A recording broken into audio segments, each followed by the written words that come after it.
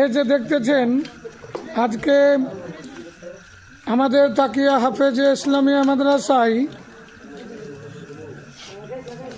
এই আমাদের মাদ্রাসার পাড়া নতুন হাবাসপুর গ্রামের আবু কালাম চাচার বাড়ি থেকে তার বড় ছেলে এই তারিখে ইন্তেকাল করেছে, তাই তার উদ্দেশ্য করে আমাদের আবু কালাম চাচা তার ছোট্ট ছেলেকে এই মাদ্রাসায় পড়িয়ে হাফিজে কোরআনও বানিয়েছেন।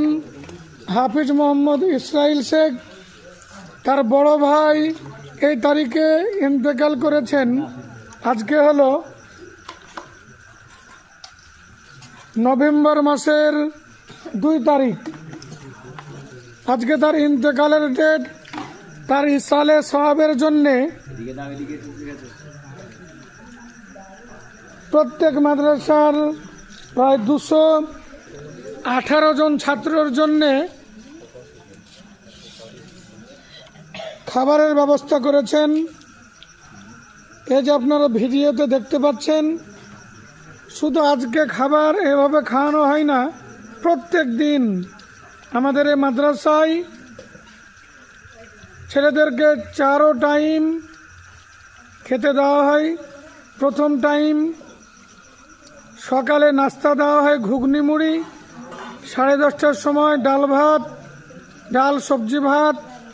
তারপরে দুপুরবেলায় 3 ঘটিকায়, দিন ছোট বড়োর উপর নির্ভর করে। এ সময় নভেম্বর মাসে প্রায় 2:45-3টের সময় আবারও ডাল সবজি ভাত। আর রাত্রে যে দেখছেন প্রত্যেক দিন রাত্রে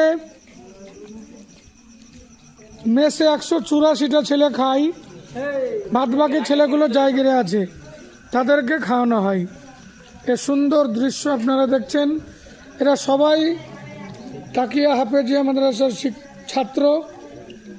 এখানে